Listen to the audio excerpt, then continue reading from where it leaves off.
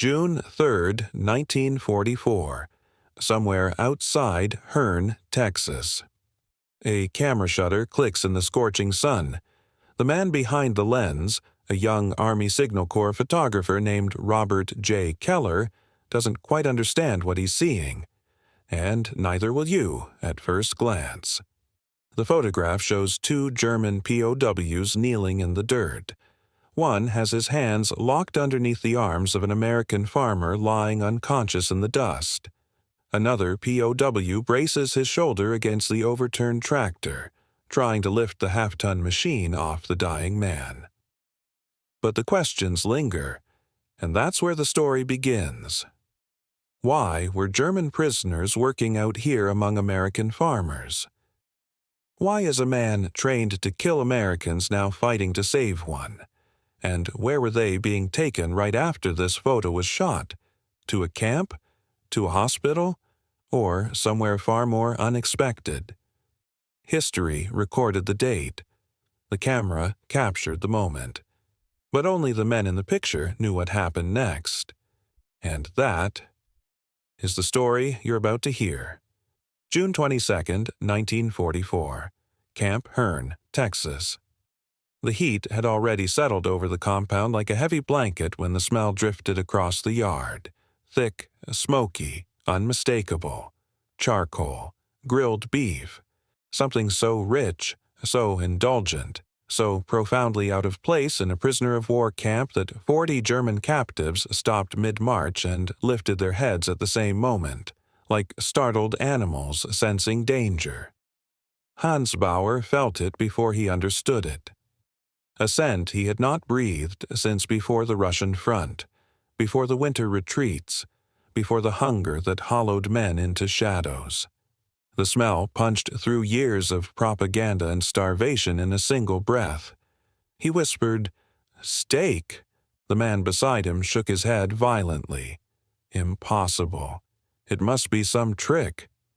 But it wasn't a trick. At the far end of the compound, in the shade of a mess hall awning, an American cook flipped thick cuts of beef over an open flame, fat sizzling as it dripped into the fire. The sound was cheerful, almost festive. And the sight, an American soldier humming while preparing a meal for the men who had tried to kill his countrymen, was more than shocking. It was incomprehensible. Hans froze. The chain of POWs behind him nearly collided into one another. A guard motioned them forward, but there was no hostility in the gesture. No rifle butt raised, no shouted threats, just a simple, casual wave. Keep moving, boys. Boys, not enemies, not Nazis, not animals. Boys. Hans felt something tighten in his chest, something that wasn't fear but was close enough to it that he mistook the feeling at first. He had expected barbed wire, barking dogs, half-rotted scraps of food, American soldiers throwing slop and laughter in their faces. He had expected the brutality he had been warned about since the first day of training. Instead, steak. Across the yard, he caught another impossible sight. A group of women POWs, Luftwaffe auxiliaries captured in France, were being led toward the shower building. Their steps were stiff, hesitant, their bodies drawn tight as bowstrings. Weeks earlier, on the Liberty ship that carried them across the Atlantic, they had whispered in the dark that American showers meant gas, experiments, disfigurement. 2 minutes later, Hans heard the first scream, sharp, high, jagged, and his heart stopped. But then came the second sound. Crying. Loud, uncontrollable sobbing. One of the women stumbled out into the sunlight, water streaming from her hair, gripping the doorframe for balance. Her face was buried in her hands. Her knees buckled. Nuk, nung. Nuk, that, kong, fi, ki, juk. A female guard knelt beside her, rubbing her back, murmuring gently. The woman collapsed into her arms. Hans exhaled the breath he didn't know he'd been holding, and the shocks kept coming. Beyond the laundry shed, the gate to the outer pastures swung open. A rancher in a sweat-stained Stetson stood with a rope slung easily over his shoulder. Behind him, horses stamped their hooves in the dirt, tossing their heads impatiently. A dozen German POWs stood in a crooked line, staring at the animals as though they were about to be executed. The cowboy grinned. "Who's riding first?" The men looked at each other in disbelief. In Germany, horses belonged to officers. In America, horses were handed to prisoners.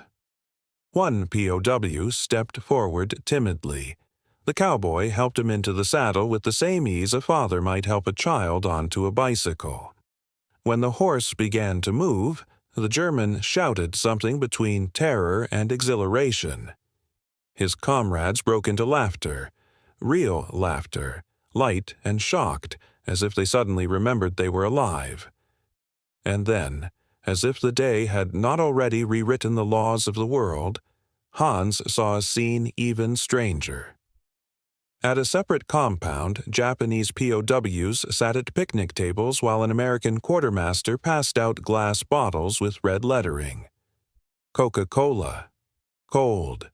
Condensation dripping down the sides. Some of the Japanese stared at the bottle suspiciously. One man finally took a sip and jerked back as the carbonation fizzed up his nose. His expression shifted from fear to astonishment to something like heartbreak. Hans's throat tightened. This wasn't a prison. It wasn't even humiliation. It was something far more dangerous to a man raised on propaganda. Kindness. The kind that disarmed more sharply than any weapon. Across Texas, across the Midwest, across America in 1944, hundreds of camps just like this one fed their prisoners 3,200 calories a day. More than German civilians received at home. More than the soldiers on the front received. More than Hans had tasted in years. And he could smell it now, that heavy perfume of American abundance that seeped into every corner of this sun-scorched land. America had not been bombed. America had not starved. America. Not. Germany was the nation untouched by ruin, glowing with factories and farms that fed half the world. Hans swallowed hard as the cook dropped another steak onto a tray. The POW in front of him accepted it with trembling hands. The guard beside them said casually, "Eat up, fellas. Hard work tomorrow." "Hard work?" Hans whispered. "For this?" "Yes," the guard said, overhearing him. "You work hard, we feed you well. That's the deal." Hans stared at the plate placed into his own hands. Real meat, real fat, real nourishment. He felt dizzy, unsteady. Everything he had been told collapsed in a single moment. The enemy, who was supposed to hate him, was feeding him like a guest. The nation he was trained to destroy was nursing him back to life. And Hans Bauer understood the truth that would change everything. The people he once tried to kill were now saving him. The steak on Hans's tray was still steaming when the memories rose, uninvited, choking, as vivid as the smoke curling from the grill. It was almost cruel how the present kindness forced the past into sharper contrast, because before Texas, there had been darkness and fear, and a world collapsing in slow, grinding agony. It began long before capture. The last time Hans had eaten a full meal in Germany was February 1944, on the outskirts of Kassel. A bowl of thin cabbage soup, a crust of bread, and a potato so small it fit inside his palm. The supply lines had already fallen apart by then. Rail yards bombed, factories flattened, farms turned to mud and ash. Everything the propaganda ministry printed about Germany's unbreakable strength was revealed to be a story and not a good one. Hamburg had burned. Berlin was being pounded night after night. Cities he had grown up hearing about, Cologne, Dresden, Essen, were disappearing from maps, replaced with photographs of rubble. He had seen the sky turn orange. He had heard the ground tremble. He had watched children dig through ruins for food. Fear was already in him before the Americans ever arrived. On the Eastern Front, he had watched men starve while marching. Others froze, standing upright, their eyes open, frost clinging to their lashes. They carried rifles with no ammunition, orders with no meaning, and hope with no future. The Russians pushed west like a tide that never receded. Men deserted were shot for desertion, or disappeared into snowdrifts that swallowed them whole. Hans had been lucky, if survival could be called luck. His unit was transferred to Italy just as the Soviets broke through in Ukraine. They told him the Italian mountains would be a reprieve. It was not. In Italy, Hans learned what hunger really was. Soup like gray water, bread that crumbled like dust. A handful of raisins on Christmas if they were lucky. He had watched his friend Weber gnaw on a belt strap during a 2-day march, saw another soldier steal a raw onion, get caught, and beaten until he needed to be carried. Hunger turned them into creatures. Fear turned them into shadows. Then came the day of capture. Chaotic, sudden, humiliating. American artillery opened up at dawn. Gunfire raked the ridge. One explosion threw Hans into a ditch, ears ringing, nose bleeding. When he crawled out, his unit was gone, dead or fleeing. And through the smoke he saw them for the first time, silhouettes moving with terrifying confidence. Well-fed, well-armed, clean uniforms, clean boots, the opposite of everything he'd become. He dropped his rifle, raised his hands, and the Americans didn't shoot. That, in itself, was confusing enough. But confusion turned quickly into fear when the real journey began. The Liberty ship smelled of rust and diesel, and something darker, the scent of men packed too tightly into a metal hold. 200 German POWs were loaded into a compartment below deck. The hatch slammed shut, plunging them into silence broken only by the creaking of steel and the muffled crash of waves. It was pitch dark. No lights allowed, no candles, no smoking. A guard shouted down through the hatch in broken German, "If you light anything, the U-boats will see it." But Hans and the others didn't believe that explanation.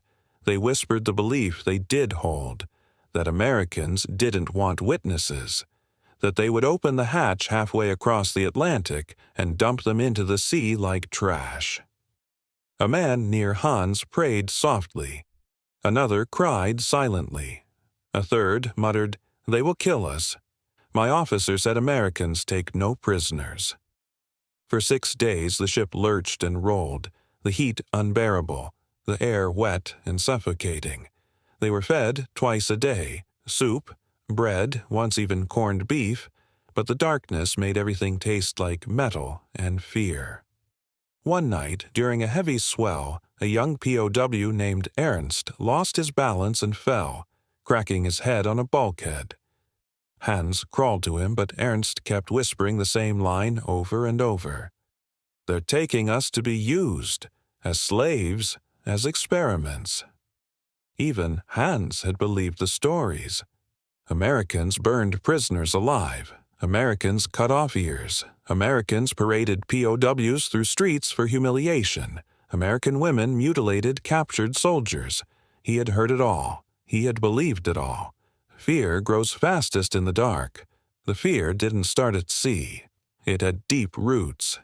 Years of propaganda had been poured into their heads like concrete. Americans were monsters. Americans were decadent, weak, racially diluted, soft, but cruel in secret ways. They tortured for pleasure. They hated Germans on principle. And for the women POWs, the stories were worse. They would be stripped, mocked, violated, used. On the ship, the women were kept in a separate hold, guarded by WAC officers. In the darkness, the women whispered to each other, "They will shave us. They will brand us." They will strip us naked. They will send us to brothels for soldiers. They will punish us for serving the Reich. One woman attempted to claw open the wooden seam of the hatch door until her nails bled. Another fainted from panic. Even the idea of America, a nation of skyscrapers, fast cars, jazz music, and Hollywood glamour, seemed like a threat, an empire built on excess and cruelty. Fear was the only truth they knew. Yet the greatest fear of all, the one Hans never spoke aloud, was simpler. He was afraid of being forgotten. Germany was collapsing. Families were starving. Cities were rubble. What if capture simply meant disappearing from history, swallowed like so many millions before him? He thought of his mother in Hamburg, queuing for hours for a loaf of bread that might not exist. He thought of his younger brother, somewhere on the Eastern Front, hungry and freezing. He thought of the ration cards worth less than paper. In 1944 Germany, civilians survived on 1,000 to 2,400 calories a day. Soldiers on the front survived on less. Hans had lost 22 pounds. Some lost twice that. Meanwhile, the Americans who captured him looked like giants. Men fed on 3,000 calories a day, men whose farms produced more beef than Germany had produced in 3 years of war. Texas alone had 10 million cattle. 10 million. More cows than soldiers in the entire German army. And America was producing 96,000 aircraft a year, 8 million tons of ships, endless rivers of food, endless factories that ran day and night without fear of bombs. Germany fought with desperation. America fought with abundance, and it terrified him. Because abundance meant power, confidence, mercy even, and mercy was harder to understand than bullets. Hans's stomach growled. The steak on his tray glistened. The scent filled his chest, warm and heavy. Yet his hands trembled as he lifted the fork.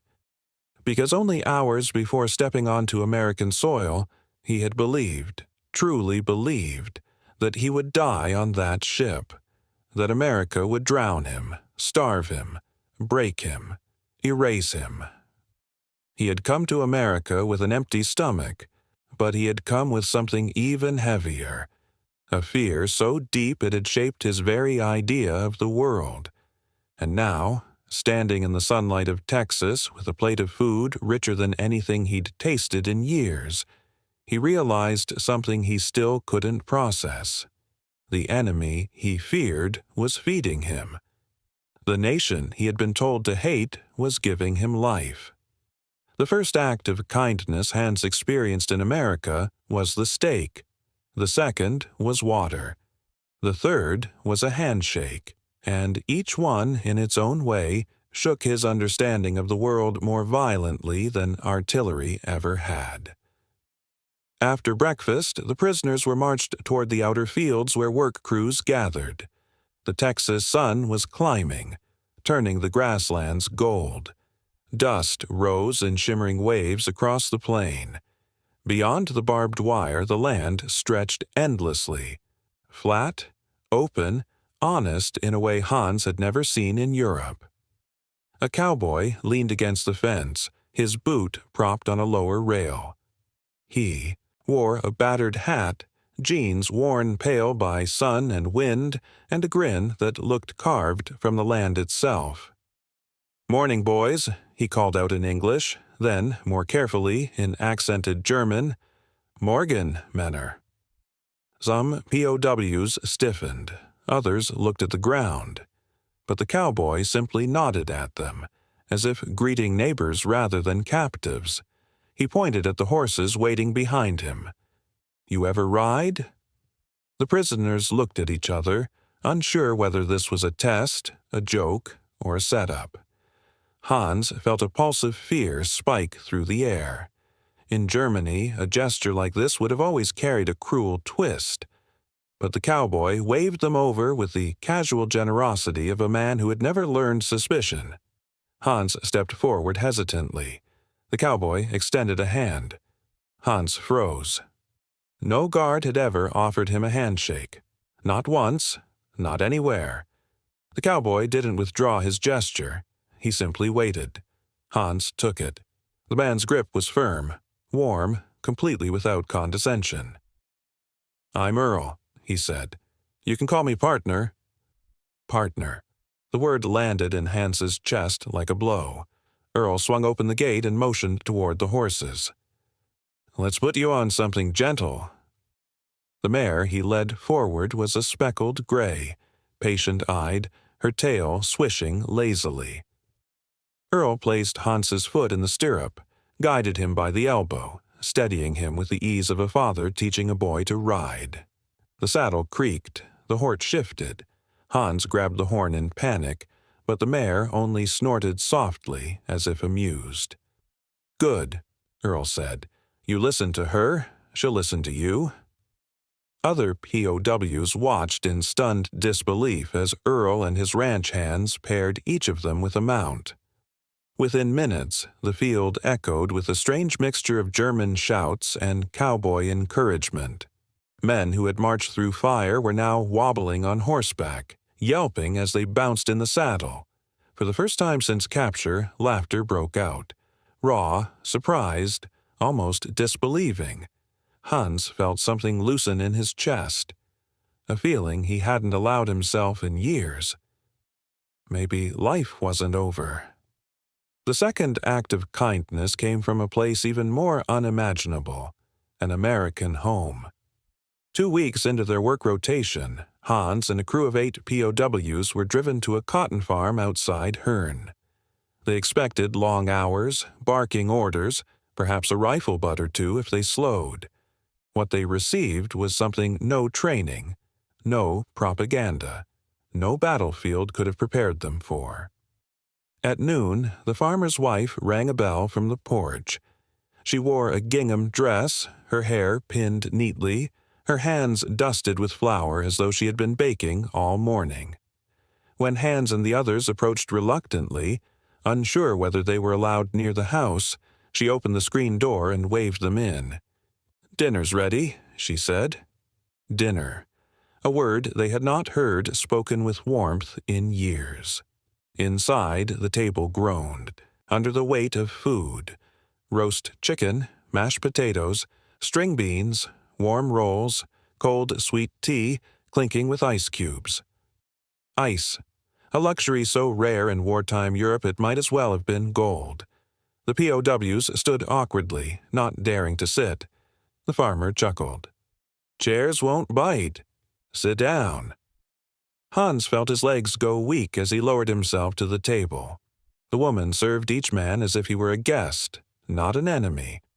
When she placed a second helping of potatoes on Hans's plate, she smiled kindly. "You boys must be starving." Hans couldn't speak. He could barely breathe. No one had served him food this way since before the war. The farmer bowed his head and offered a short prayer of thanks. The POWs followed silently, some trembling, some blinking hard as memories of home rose unbidden. One man began crying into his napkin. No one judged him. After the meal, the farmer handed them cold bottles of Dr. Pepper and said, "Take these for the ride back. Hard work deserves decent treats." Decent. The word lingered like a warmth in Hans's chest long after they returned to camp. The third act of kindness came from someone even younger. A week later, Hans found himself assigned to repair a fence on a ranch where a little girl watched from the porch steps, hugging a weathered teddy bear. She couldn't have been more than 8. Her bare feet dangled above the dust. When Hans walked by, she studied him with open curiosity rather than fear. "Are you one of Daddy's helpers?" she asked. Hans blinked, unsure how to answer. A guard translated. The girl nodded thoughtfully, then ran inside.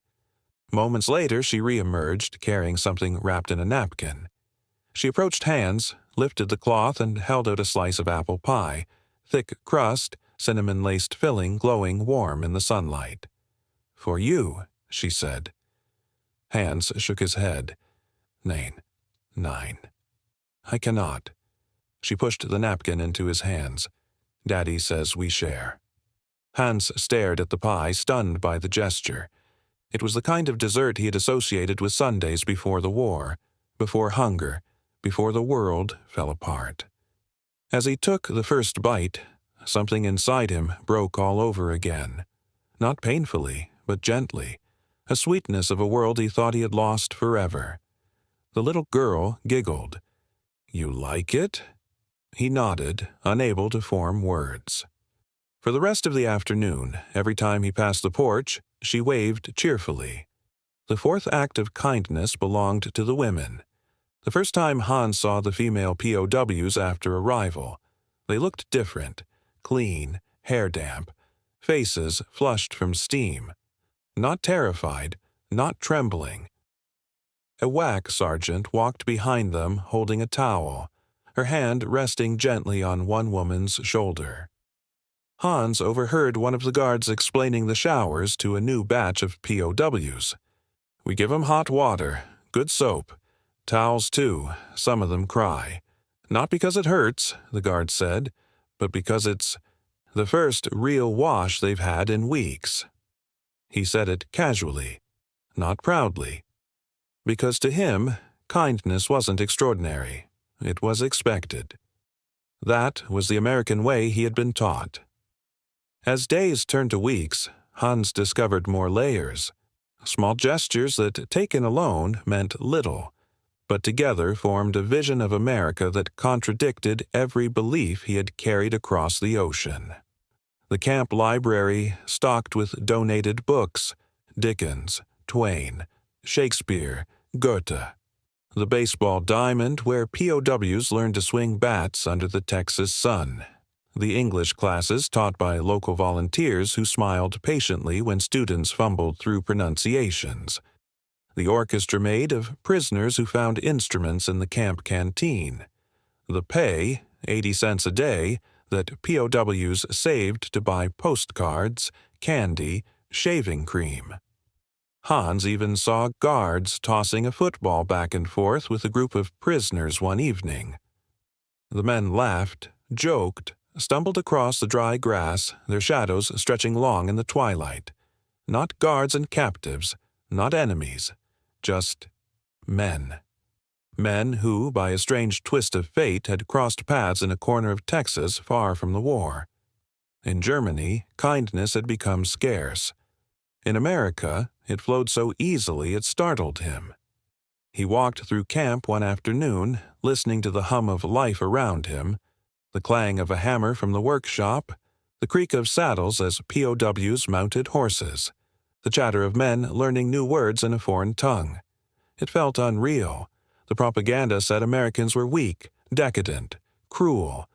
Yet everything he saw contradicted it. Americans were strong, but gentle. Confident, but not arrogant. Armed, but not hateful. Victorious, but not vindictive. The Geneva Convention was more than a treaty here. It was a philosophy, a moral code, a belief that even enemies deserved dignity. Hans found himself looking at the American flag one evening as the bugle played retreat. The cloth rippled in the wind, lit by the last light of day. For the first time, he wondered what it meant, not as a symbol of the enemy, but as a symbol of a nation that had treated him with a decency he did not understand. And as he watched the colors lower, he felt a quiet truth settling into him. Perhaps America's greatest power was not its machines, or its wealth, or its armies. Perhaps it was its kindness, the kind that turned prisoners into people again. The moment Hans finally broke did not come with violence. It did not come with shouting or cruelty or humiliation. It came with mercy. Quiet mercy. The kind offered so casually that it took his heart apart piece by piece. It began with the food, though he didn't understand it at the time. On his first full week of labor duty, Hans was assigned to a farm outside Herne. The sun was brutal that day, the air thick and shimmering above the long rows of cotton. Hans and the other POWs worked in silence. The only sounds the rasp of dry leaves, the occasional clink of metal, tools. At noon, the farmer's wife rang the bell for lunch again. Hans expected the same kindness from before, but hunger sharpened everything now, made his senses raw. Inside the kitchen, the smell hit him like a blow. Warm bread, roasted chicken, potatoes whipped with cream, butter, real butter, melting in a bowl on the table. He had not seen butter since 1942. He sat hesitant, trying not to grip the fork too tightly. The farmer's wife served him a thick slice of chicken breast, golden and glistening. When she set the plate in front of him, he nodded stiffly. "Thank you," he whispered. She smiled. "Eat, sweetheart. You look half-starved." Sweetheart, a name no one had called him since he was a child. Hans lifted the fork.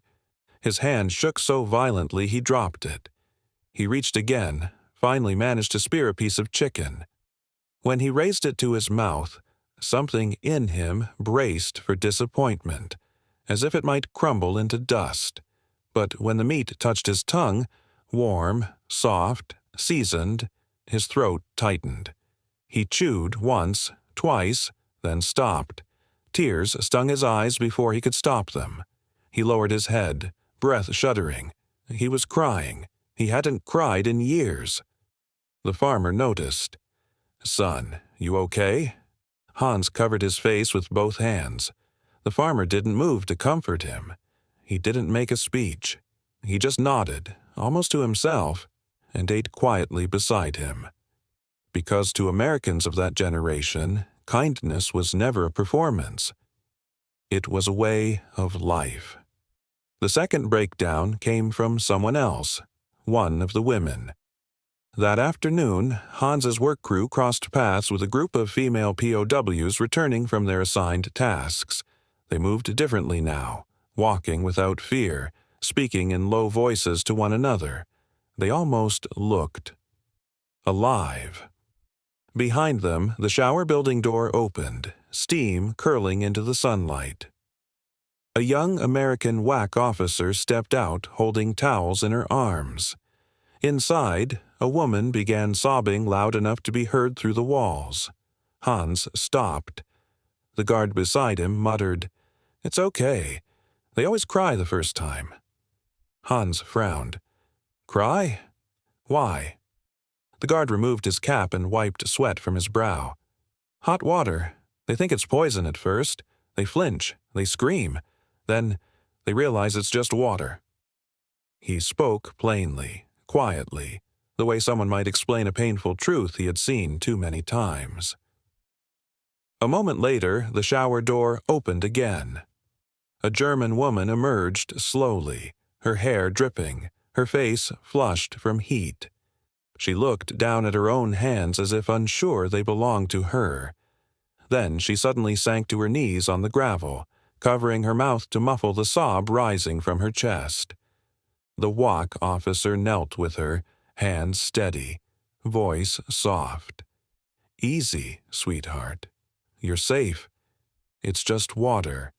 Just water." Hans swallowed hard. This was not the America they had been warned about. This was not the cruelty they had feared. This was gentleness so unexpected it felt like a wound. The third breakdown didn't belong to Hans at all. It belonged to a Japanese POW working on a nearby road crew. On a Sunday morning, as the prisoners lined up for lunch in the mess hall, the American cook handed out something unusual. Hamburgers piled high, grease dripping down the buns. Alongside them, glass bottles of Coca-Cola, cold and sweating in the Texas heat. A Japanese soldier named Tanaka stared at the bottle as if it were a snake. His hands trembled around the glass. The guard gently motioned for him to drink. Tanaka lifted it to his lips and took a cautious sip. The reaction was immediate. His eyes widened, his breath caught, his shoulders shook. Then something inside him cracked. The bottle slipped from his fingers and shattered across the floor. Tanaka covered his face, but he could not hide the sobbing. Hans knew why. He knew it in his bones. The taste of fat, the sweetness of sugar, the shock of cold. 3 sensations that meant life, real life, the kind he thought he would never feel again. The American cook simply knelt and patted the man's shoulder. "We'll get you another one, buddy." Another one. He said it like it was nothing. But to POWs from nations devoured by war, such kindness was everything. One day, while repairing a barn wall, Hans found something unexpected wedged between 2 boards, a small photograph, worn at the edges, the image faded but visible. A woman, 2 children, a house with ivy climbing the windows. It was his photograph, the one he had kept in his coat, the one he had lost during capture. He felt a hand on his shoulder. The farmer's daughter, the little girl with the apple pie, stood behind him. She held the photo carefully, her fingers smudged with dirt but gentle. "You dropped this," she said. Hans took it slowly, like holding something sacred. Wo hast du das gefunden?" He caught himself. "Where did you find it?" She pointed. "On the ground. I didn't want it to get lost." He couldn't speak. The words wouldn't come. The girl tilted her head. "Is that your family?" Hans nodded, pressing the photo to his chest. His voice finally emerged, cracked and thin. "Danke." She smiled. "You don't have to thank me. It's yours." He watched her skip away, sunlight catching her braided hair. He looked down at the fragile photo, his last connection to home, and felt his knees weaken. No German soldier, no American guard, no enemy. Just a child, returning something precious because it was right. But the greatest breakdown came the day the tractor flipped. It happened on a ranch west of Herne, where Hans and other POWs were clearing brush near a ditch. The farmer, big, sunburned, broad-shouldered, drove a heavy tractor along the edge. The soil gave out suddenly. The machine lurched. Hans shouted. The tractor toppled. It crashed onto its side in a blast of dust and metal. The sound echoed across the field. The POWs froze. Then one of them whispered the deadly logic beaten into them by years of fear. "If we touch him, the guards will shoot us." Hans didn't think. He ran. He scrambled over the dirt, hands bleeding as he clawed at the metal frame. The other POWs followed, grabbing the tractor's edge. They strained, muscles screaming, sweat pouring down their faces. The machine rose, an inch, then 2. Hans reached in and dragged the farmer out. The man's shirt was torn, his arm gashed, dust caking his face. He gasped for breath. The guards ran over, rifles half raised, but froze when they saw what the POWs had done. Hans knelt beside the farmer, unsure if he should move away. Instead, the farmer reached up and pulled him into a clumsy, desperate embrace. "You saved my life," he rasped. Hans felt himself go still. No superior officer had ever said such words to him. No German commander had ever thanked him. No one had ever held him like that. He felt something hot spill down his face. He wasn't sure if it was sweat or tears. The farmer tightened the embrace. "You're a good man," he whispered. Hans broke. Not from pain, not from fear, from kindness, from the unbearable weight of being treated as a human being.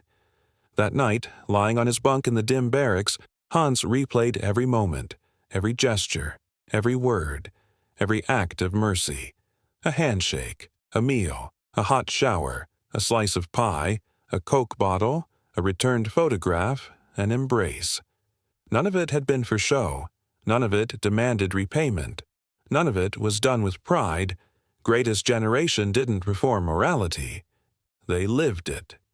And for the first time since the war began, Hans allowed himself to believe something impossible, The people he had been told were monsters, were the ones teaching him how to be human again.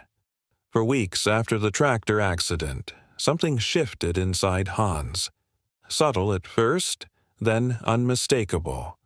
It was like a fog lifting, like a window opening in a room he didn't know he had been trapped inside. The fear that had shaped him for years began to loosen its grip, replaced by a question that unsettled him more deeply than hunger or shellfire ever had. What if everything I believed about America was wrong? He carried that question with him everywhere, into the fields, into the mess hall, across the camp yard at dusk. It followed him to the bunkhouse each night and into his dreams. At first, he tried to push it away, but truth, once seen, cannot be unseen. One evening, after roll call, Hans opened his notebook, the same one he had written into during the voyage.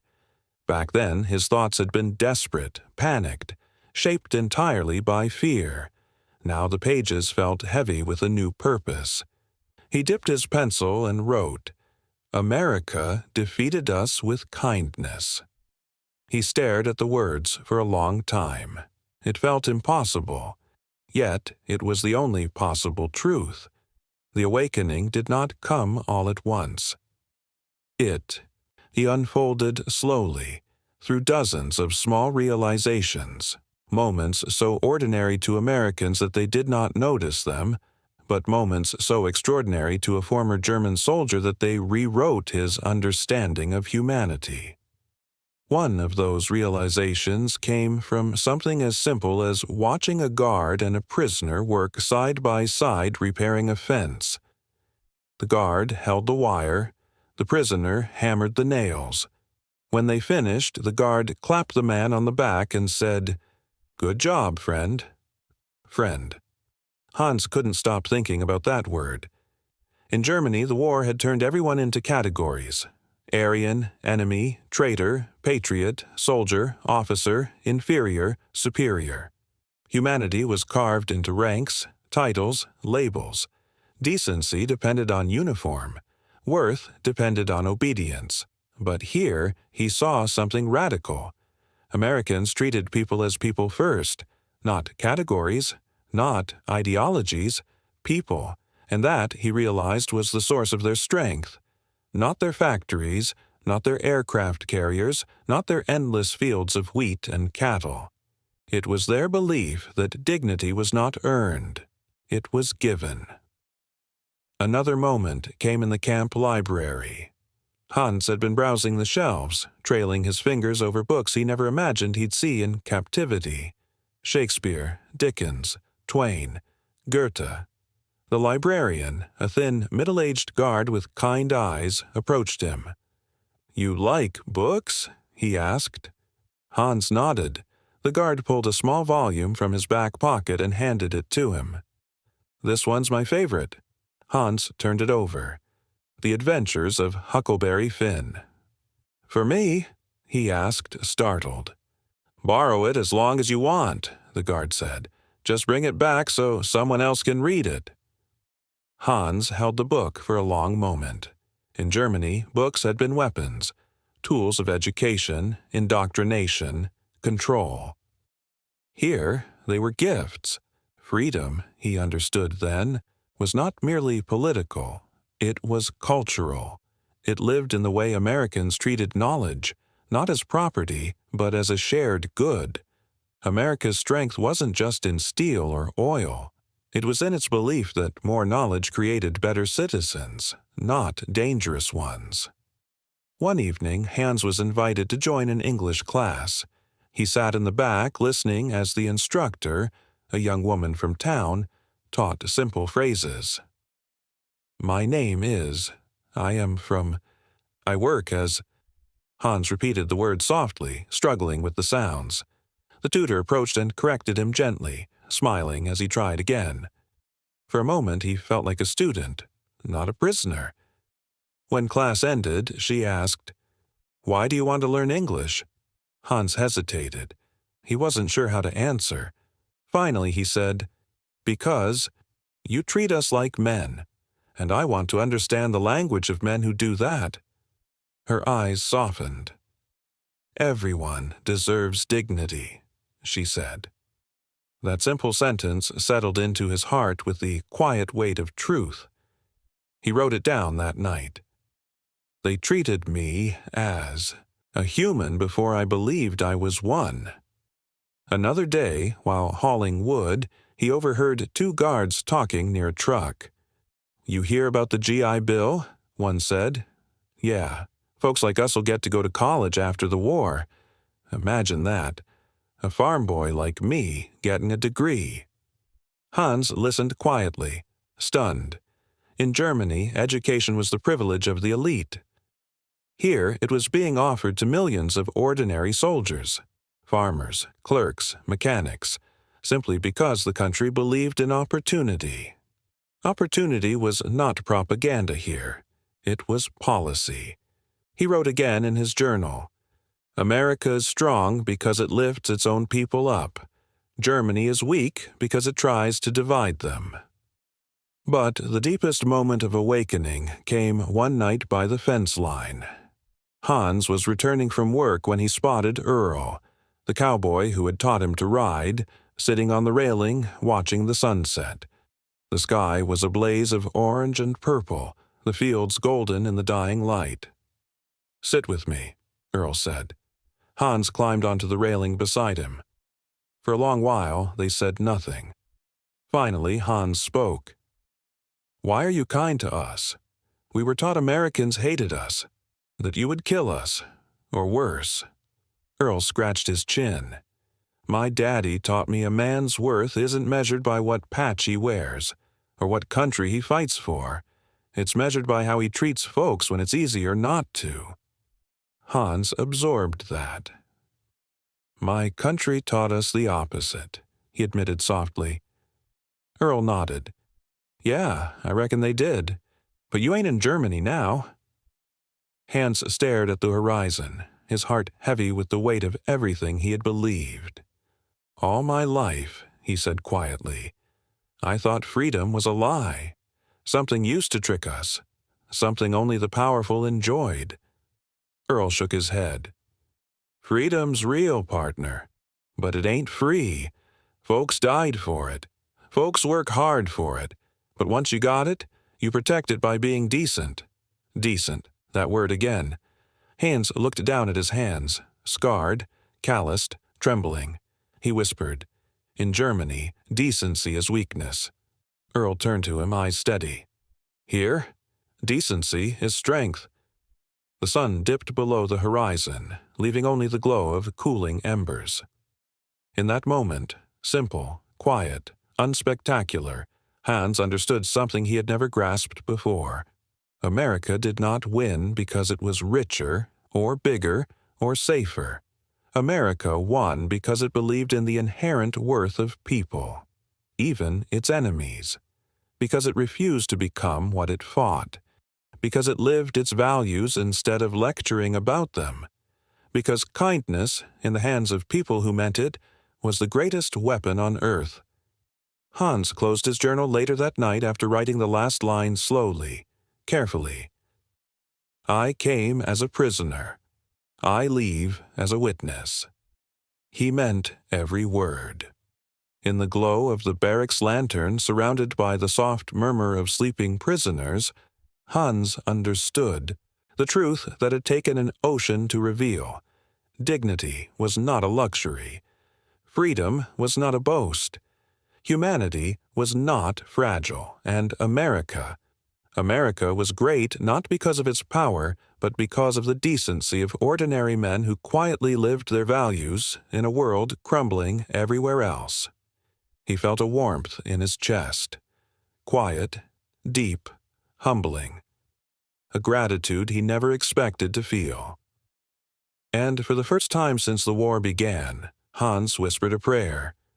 Not for victory, not for survival, but for understanding. Let me remember what I learned here. Let me carry it home. When the war finally ended, it happened not with a triumphant roar, but with a long, exhausted exhale felt across continents. In the camps, the announcement crackled through loudspeakers one warm morning. Germany has surrendered. The war in Europe was over. Men cheered, men cried, men stared into the distance as though searching for a country that no longer existed. Hans sat in silence. Freedom had returned to the world, but what waited for him back home? Repatriation came slowly. One by one, camps were dissolved, work crews disbanded, barracks emptied. When Hans's group was finally called, he boarded the train with a duffel bag the Americans had given him. Clean clothes, a pair of boots, a few personal belongings, and the small notebook he now guarded like scripture. As the train rolled east toward the ports, POWs leaned against the windows, watching the vast American landscape pass in reverse: the cattle pastures, the cotton fields, the wide highways, the endless farms. But Hans was not looking at the land. He was remembering the people. Earl's handshake, the farmer's embrace, the little girl's apple pie. The WAC officer who whispered, "You're safe now." The guard who gave him Huck Finn. Fragments of kindness carried home like relics. At the port, the Liberty ship waited. But unlike the journey that had brought them here, the Americans kept the deck open this time. POWs stood against the railing as the coastline faded into a soft, blue haze. Hans whispered, "I will come back." He didn't know why he said it. He only knew it was true. Germany in 1946 was unrecognizable. Hamburg was a forest of chimneys and shattered concrete. Berlin looked like God had scraped a hand across the earth. Streets were broken, buildings gutted, train stations unroofed and skeletal. Food was scarce. Fuel was nearly non-existent. Children scavenged in ruins like small determined ghosts. When Hans stepped off the train, his mother didn't recognize him at first, not because he looked worse, but because he looked better, stronger, well-fed, healthy. "America did this to you?" she whispered, touching his shoulder as if afraid he might vanish. He shook his head gently. "No, America did this for me." Neighbors gathered, staring at him with a mix of awe and suspicion. Rumors had been swirling for months. German POWs in America were fat. They were treated kindly. They ate meat. They had beds. Some villagers resented him for it. Others begged for stories, desperate to believe in a place untouched by ash and starvation. Hans told only the truth. The Americans fed us. They paid us. They treated us like men. He paused, voice trembling. They saved us. Some believed him. Some refused. Propaganda dies slowly. But Hans wrote every night, his notebook filled with reflections, memories, sketches of Texas skies, quotes from guards, thoughts on freedom. He wrote, "America was not just victorious, it was righteous." He sent a letter to Earl, the cowboy, another to the farmer, a third to the camp library. Months later, all three replied. Earl wrote, "If you ever want to come back, there's always work here for a man like you." The farmer wrote, "My family prays for you. You saved my life. If you ever return, our table is open." The librarian wrote, "Keep reading. A man grows the same way a tree does, toward the light." Hans read the letters until the paper softened. In 1947, the Marshall Plan began pouring into Europe: grain, machinery, fertilizer, money. American trucks drove through broken streets delivering something far more powerful than aid: hope. Around the same time, Hans learned about the GI Bill, how American soldiers were going to college, buying homes, starting businesses. It stunned him, not because he envied them, but because he realized something profound. America did not only win the war, it invested in peace. It built futures, not monuments. It strengthened its people instead of glorifying its generals. It rebuilt its enemies instead of crushing them. That, Hans thought, was the difference. Strength in Germany was measured by fear. Strength in America was measured by opportunity. By the early 1950s, a quiet movement began. Former POWs returning to America. Farmers sponsored some. Churches sponsored others. Many came just to visit the people who had shown them kindness. Some stayed forever. One became a carpenter in Wisconsin. Another became a mechanic in Ohio. Several became professors, because camp libraries and English classes had awakened something in them. One married an American nurse he had met during repatriation processing. One became a cattle rancher, working under a Texas sun he had once feared would kill him. Hans was one of them. In 1953, he stepped off a plane in New York with 2 suitcases and a promise in his heart. He took a train back to Texas, to the ranch where Earl had once slapped him on the back and called him partner. Earl greeted him at the gate with the same grin. "Told you," he said, "work's waiting." Hans stayed for decades. He bought land, married, raised children who spoke English with Texas accents and German last names, taught them the values he had learned not in the Reich but in a POW camp: decency, freedom, dignity, humanity. He told them, "America gave me a second life." In the 1980s, historians began interviewing former POWs. Many echoed the same sentiment. America treated us better than our own country did. They gave us dignity when we had none. The greatest generation defeated hate without becoming hateful. Letters poured into museums and archives from the children and grandchildren of POWs, thanking America for the mercy that allowed their families to exist. Hans's own letter ended with a single line: "You fed us when we were hungry, trusted us when we doubted you, and taught us what humanity truly meant." Looking back decades later, Hans realized something extraordinary. His life did not split on the battlefield.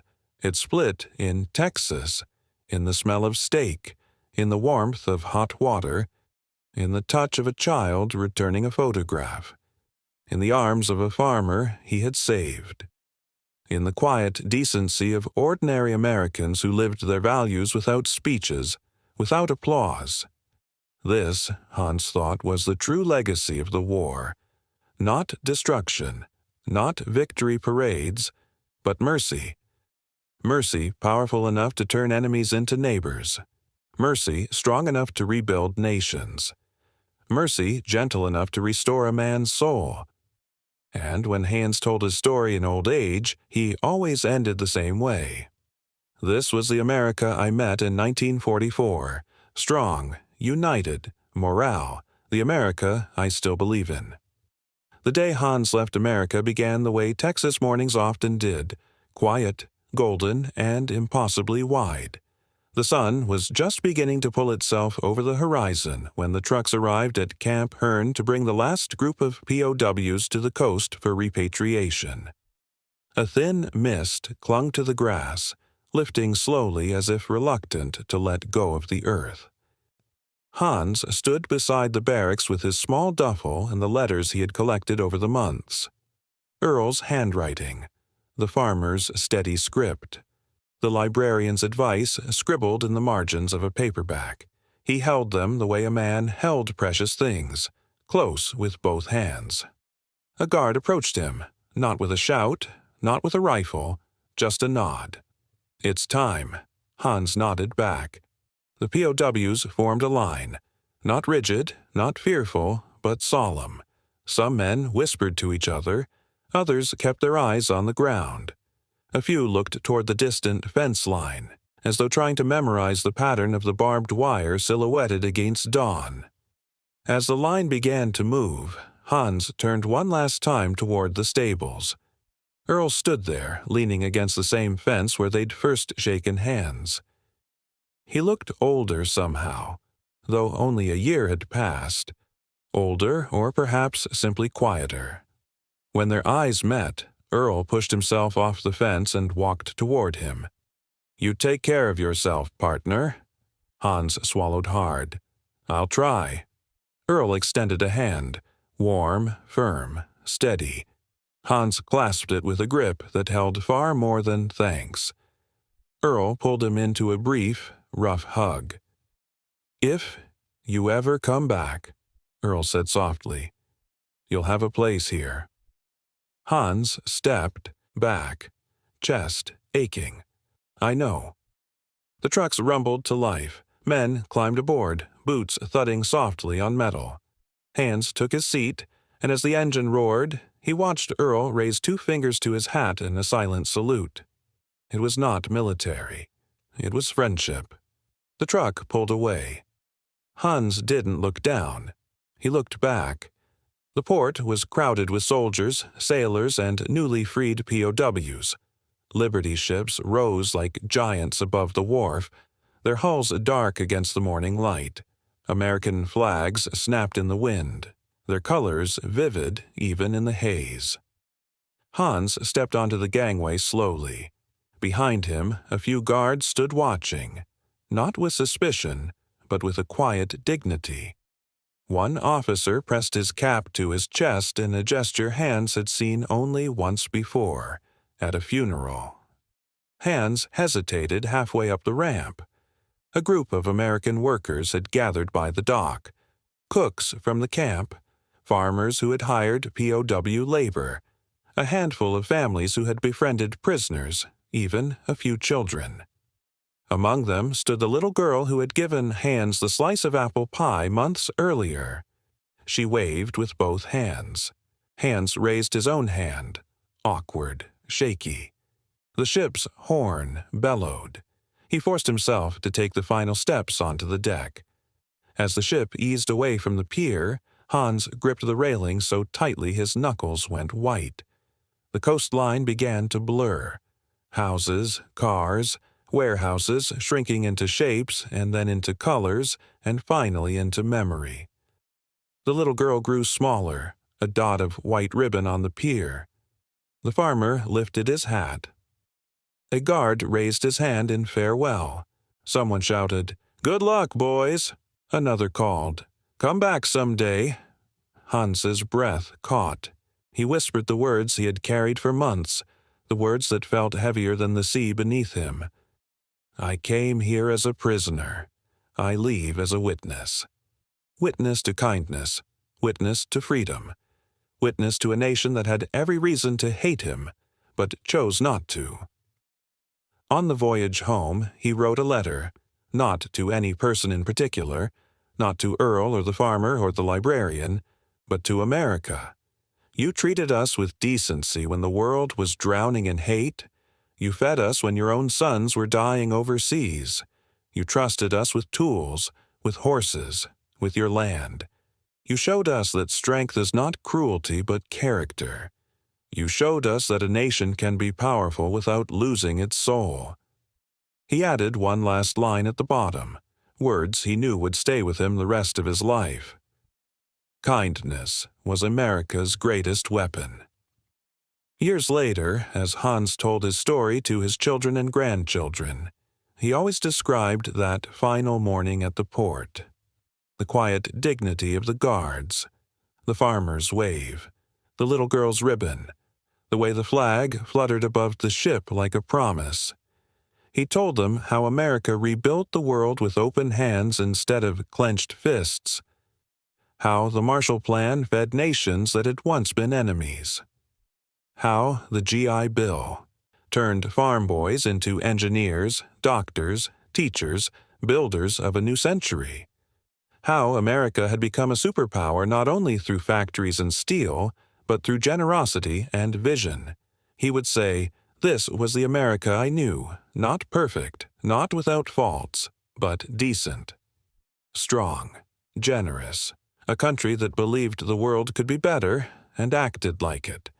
His grandchildren would fall quiet when he said this. Because somewhere between then and now, the world had changed. Nations had grown cynical. Politics had split like broken glass. Kindness had become rare enough to feel old-fashioned. But Hans's story, his life, stood as living proof that once, not so long ago, ordinary Americans had healed wounds not with anger, but with mercy. And every time he finished the story, he would end it the same way. If the America I met in 1944 could exist once, it can exist again. On the final page of his journal, the same one he carried from the ship, through Germany's ruins and back across the ocean years later, he wrote a single line in ink that had faded but never disappeared. They treated me better as an enemy than my own leaders treated me as a soldier. Below it, a second line. America was not just victorious, it was righteous. And beneath that, as if signing a testimony, this story is my thanks. For the reader, for the viewer, for anyone hearing Hans's voice across the decades, the message is clear. America did not win the war because of its guns. It won because of its heart. It won because of people like Earl, like the farmer, like the WAC officer, like the little girl with the slice of pie, ordinary citizens whose decency shaped a nation. And perhaps, somewhere deep inside, the listener feels a quiet, aching truth. America today could be that America again, if it wanted to be.